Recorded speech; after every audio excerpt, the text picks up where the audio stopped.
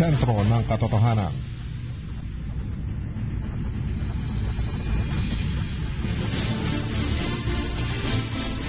Magandang araw po. Ako po si Arnel Endrenal at ito po ang Sentro ng Katotohanan. Samahan po ninyo ako at pag-usapan natin ang mga issues at problema ng bayan. Usapin po natin ang mga taong may iba't ibang solusyon. Pinatisin po natin ng mga kandidato sa halalang 2010. Ito ang sentro ng alternatibong usapan. Ito ang sentro ng katotohanan. Martes at Huwebes, alas 8:30 hanggang alas 9:30 ng gabi, 1242 kHz DWBL.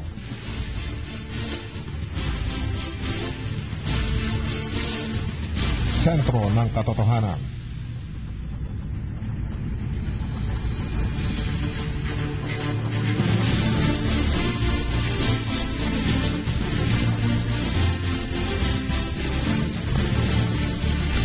Magandang araw po. Kakausapin na natin ang ating special guest. Siya po ay isang doktor. Pinoy na doktor galing ng Amerika. Isa po siyang gastroenterologist, hindi po ba? No? Kandidato po siya sa pagkasenador ng Partido Liberal o Liberal Party. Ang tinutukoy ko po, walang iba kundi si Dr. Martin Bautista. Magandang gabi po, Doktor. Magandang gabi po. Magandang gabi po sa inyo lahat at isa pong karangalan na makapiling po kayo ngayong gabi.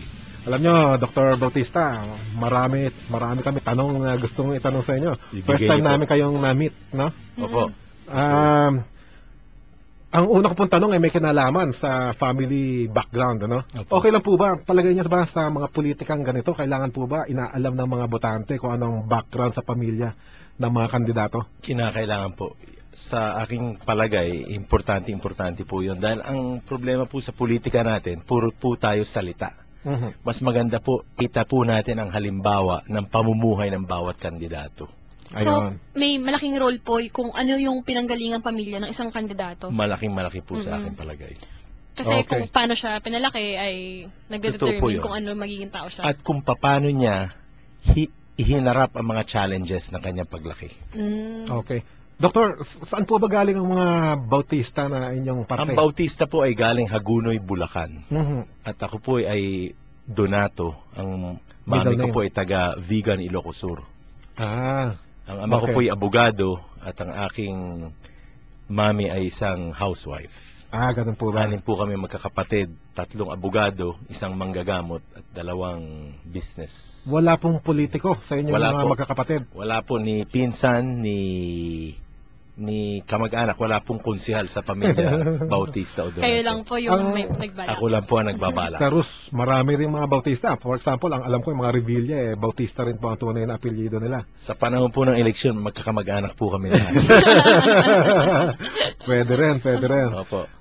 Pero saan po ba kayo lumaki? Dito kayo sa Pilipinas? Sa Quezon City na po, opo. Dito rin po kayo nag-aral? Nag-aral po ako sa Ateneo, elementary at high school. Pagkatapos pumunta po ako sa UP for BS Zoology. Pagkatapos ako po pumunta sa PGH para pagiging manggagamot.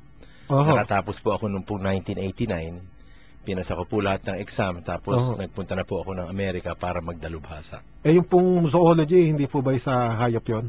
Opo. Paano po kayo napunta sa tao? Yun po ang pre-med.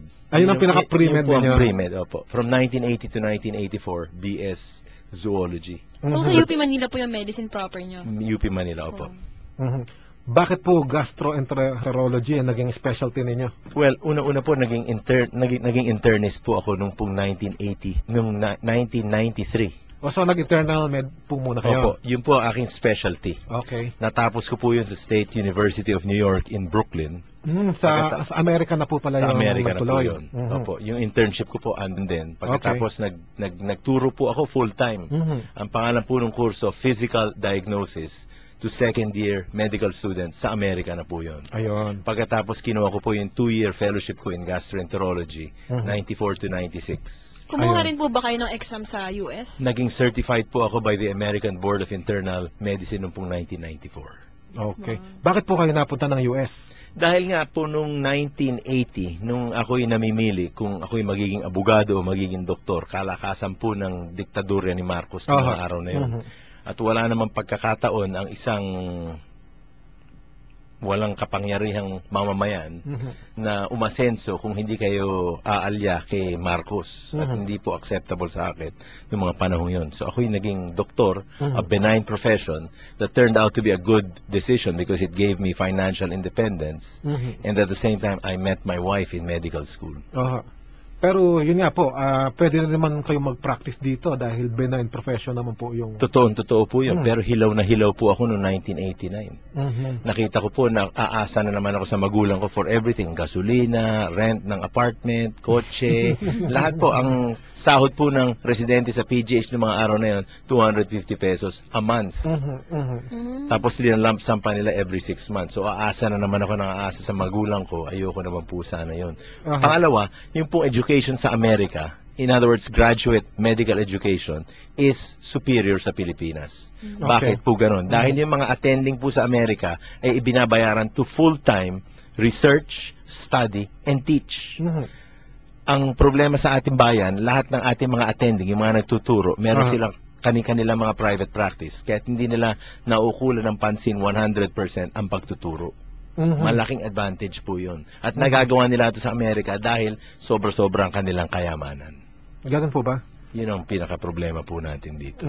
Kaya naisip ko ang magpasa ibang bansa dahil kung magdadalubhasa po tayo, kinakailangan makita po natin ang pagtuturo ng ibang bayan. Pero ang citizenship nyo pa rin po ba ay Pilipino? Opo, ako po ay Pilipino at hindi po I never acquired US citizenship. So doon po kayo sa Amerika nag-raise ng inyong pamilya? Opo, 5 po ang aking anak, 5 babae.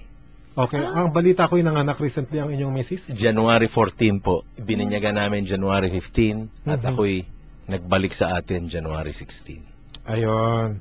Bali, ilan po ulit yung anak niyo? 5? 5 po. 5 babae kanyo? Kami po ay pro-life.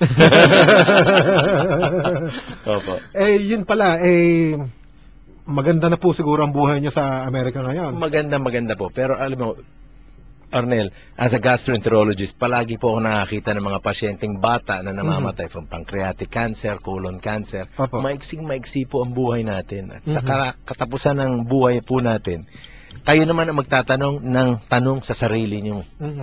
Kung may kahulugan ba ang buhay na isinabuhay nyo.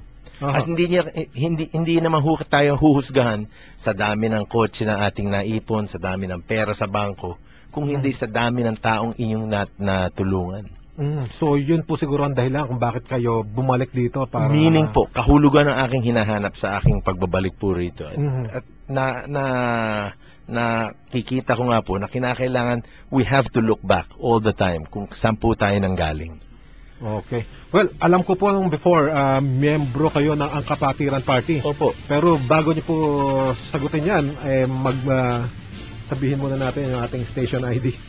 Para po dun sa mga gustong sumali sa aming usapan, maaari lamang po na mag-text kayo sa 0929-799-8308. Ulitin ko po, 0929-799-8308. Mag-email din po sa sentro ng katotohanan @yahoo.com. Simula po yan sa letter S. Bumisita rin po sa aming website na leadfield.blogspot.com leadfield.blogspot.com. At tayo po ay streaming online dwbl-am.mellow947.fm. Ang sunod ko pong mga katanungan ay may kinalaman sa mga political background at stand ng ating special guest for the evening. Walang iba kundi si Dr. Martin Bautista. Well, nasabi nyo nga po, hindi kayo pamilya ng politics, ano? Paano po kayo nasabak sa politika? Paano po kayo nagsimula? Nung po umuwi kami sa ating bayan po noong 2006, na-introduce po sa akin si Mr. Nandi Pacheco ng Angkapatiran Party. Pero nung pag-uwi niyo po ba, talagang balak niyong tumakbo kasi sa politika? Well, I have been here po for almost 4 years. I have never charged a single Filipino patient. In the 4 years. Wala po akong sinisingil na isang pasyente. At nakikita ko nga po, kahit na makakita ako na 100 Pilipino na pasyente araw-araw po, that would translate to 3,000 Filipino patients a month or 36,000 Filipino patients a year.